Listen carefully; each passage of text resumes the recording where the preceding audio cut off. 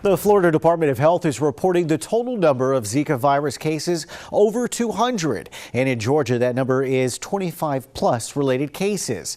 The numbers continue to rise, leaving federal and state officials on high alert. We've got to have a federal plan. Summer's coming on. We're going to have more rainfall. We're going to have more mosquitoes. The Zika virus is spread mostly by mosquitoes. It can also be transmitted through sexual activity. Most people infected with the virus show no signs of the illness, although some can experience flu-like symptoms such as fever, rash, joint pain, and red eyes.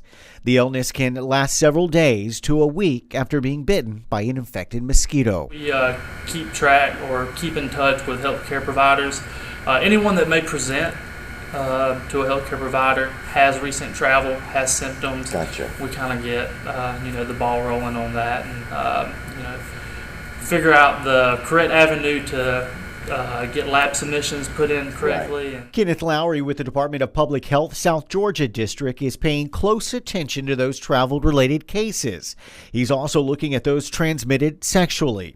The first sexually transmitted case of the Zika virus in Georgia has been confirmed by the Georgia DPH. The woman who had not traveled out of the U.S. was infected by her partner who had traveled earlier this year to Brazil. The threat of the virus spreading has agencies all across state lines being proactive. We're on more of a surveillance. We're kind of tracking to see who's coming in and looking for any potential infections, and more or less just pushing out a lot of information to the public about not only the Zika virus, but also mosquito bites in general. Whether you're in South Georgia or North Florida, health departments have you covered, and there's tips that you should follow. So they need to be sure anytime they're outdoors, they have on that mosquito spray, wear long sleeves, long pants whenever possible. I know with the heat outside, it's hard right now, but if at all possible. And then also make sure they're tipping that water. If you have water in your yard, standing water, make sure you're tipping it out. Get rid of it. Dr. Mark Blackmore, professor of biology at Valdosta State University, is working to collect and test various species of mosquitoes from different parts of the country. Traps are placed in the same locations every year to track what is normal and what is different from week to week and year to year to make comparisons.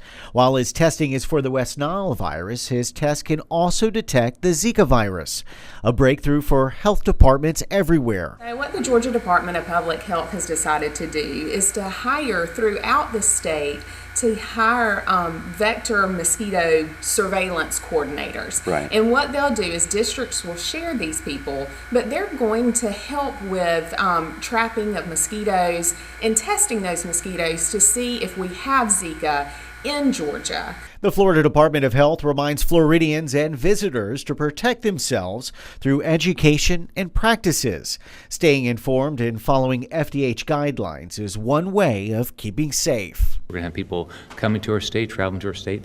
My job is to keep the 20 million people that live in our state safe, the over 100 million people that come here as tourists safe. The Zika virus is having effects on this year's Summer Olympics being held in Rio de Janeiro, Brazil.